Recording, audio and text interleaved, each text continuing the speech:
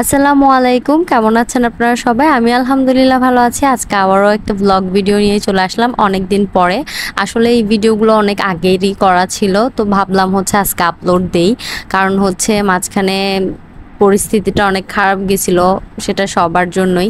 সবার মন মানসিকতাও খারাপ ছিল, ওইটা ভেবে আর আপলোড দেওয়া হয়নি। তো ভাবলাম যেহেতু ভিডিও করাই আছে, আজকে আপলোড দিয়ে দেই।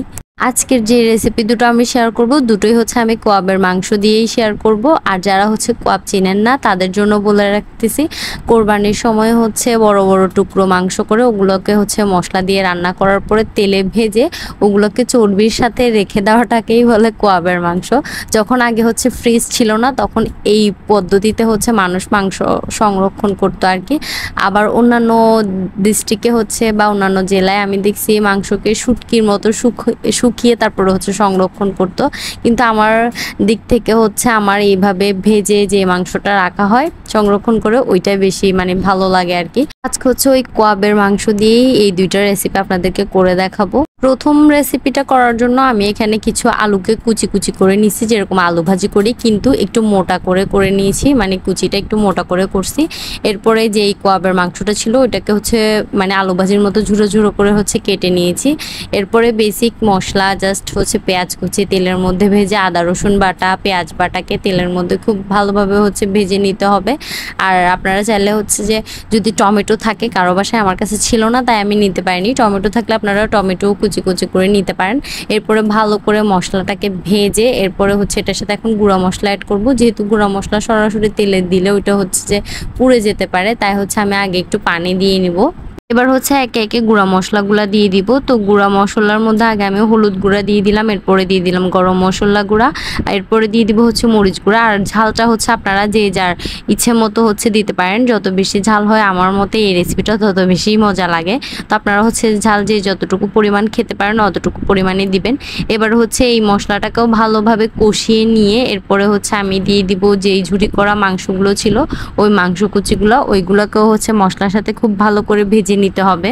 এদিকে আমি মাংস কুচিগুলো দেওয়ার আগে আমি যে রাঁধুনি রেডিমিক্স যে গরুর মশলাটা ছিল ওইখান থেকে 1 চামচের মতো মশলা দিয়ে দিয়েছিলাম।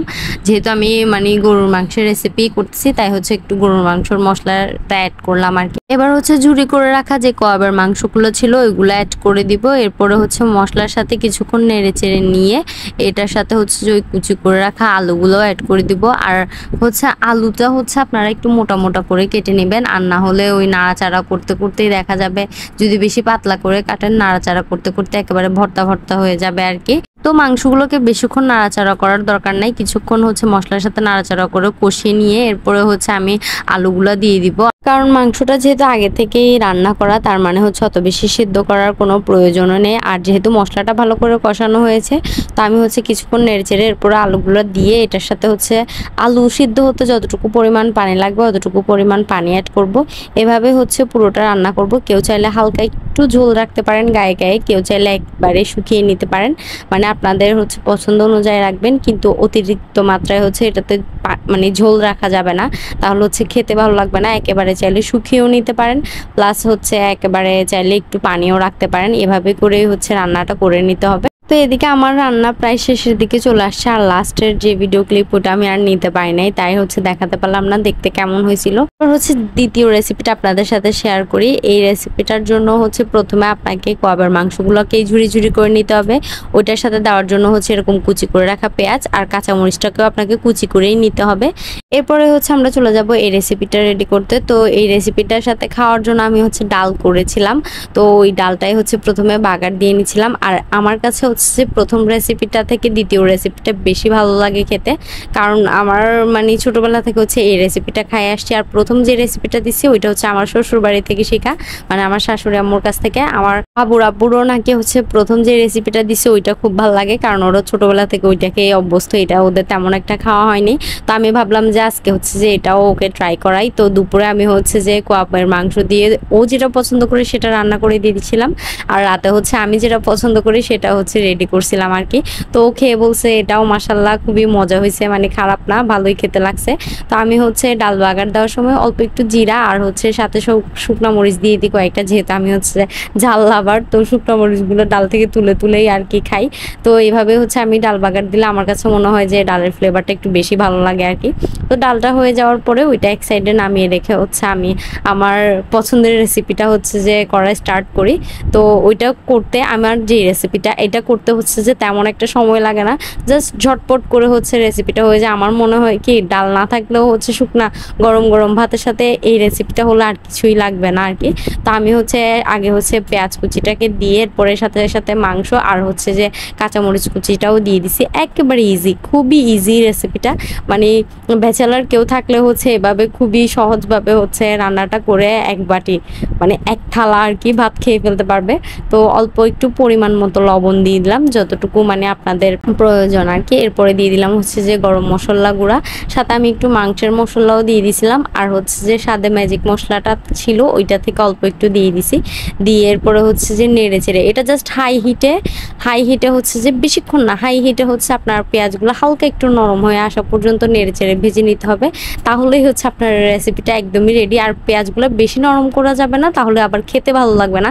হালকা একটু নরম করব, জাস্ট হচ্ছে কাঁচা ভাবটা যেন চলে যায় কিন্তু ওই ক্রাঞ্চিনেসটা যেন থেকে যায়, ওইভাবেই হচ্ছে আমরা এই মাংসটাকে ভেজে নিব।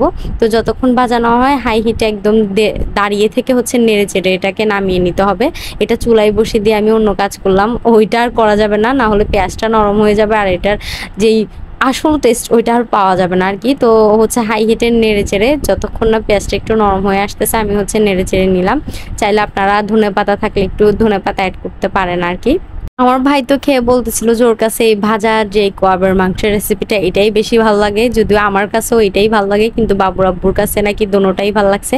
আর যেহেতু ওরা ছোটবেলা থেকে ওইটা খেয়ে আসতেছে তার মানে ওর কাছে ওইটা বেশি ভালো লাগে আর কি। কিন্তু ও বলছিল এবার খেয়ে যে এটাই ভালো লাগতেছে, আমি আর লোভ সামলাইতে পারতেছিলাম না, তাই হচ্ছে একটা নিয়ে খাওয়া শুরু করছি। আসলে এটা আম্মুর হাতে আমার মনে হয় যে বেস্ট লাগে। আগে যখন কোরবানির সময়ে হচ্ছে মানে এরকম কোয়াবের মাংস রাখা হতো তখন হচ্ছে যে আম্মু প্রায় আমাদেরকে এভাবে ভেজে দিত। তো আমিও হচ্ছে এটা গিফটে পাইছিলাম, আমি হচ্ছে বাসায় করে নাই, যেহেতু আমরা আর কোরবানি করি না, তো কোয়াবের মাংস বানানোটা হচ্ছে সম্ভব ছিল না, তাই এটা আমি গিফটে পেয়ে হচ্ছে রেসিপিগুলো শেয়ার করলাম। তো আপনারা যারা হচ্ছে বাসায় কোয়াবের মাংস রেডি করেন তারা হচ্ছে এভাবে রেসিপি দুটো হচ্ছে ট্রাই করে দেখবেন। আর অবশ্যই ট্রাই করার পরে আমার কমেন্ট বক্সে এসে জানাতে ভুলবেন না যে আপনাদের কাছে কোন রেসিপিটা বেশি ভালো লাগছে। রেসিপিটা যেমন ঝটপট করা যায় তেমনি এটাতে তেলের পরিমাণটাও অনেক কম লাগে। তো এই তো আজকের ভিডিওটা হচ্ছে এ পর্যন্তই রাখবো। যদি ভালো লেগে থাকে অবশ্যই লাইক, কমেন্ট এবং শেয়ার করে দিবেন।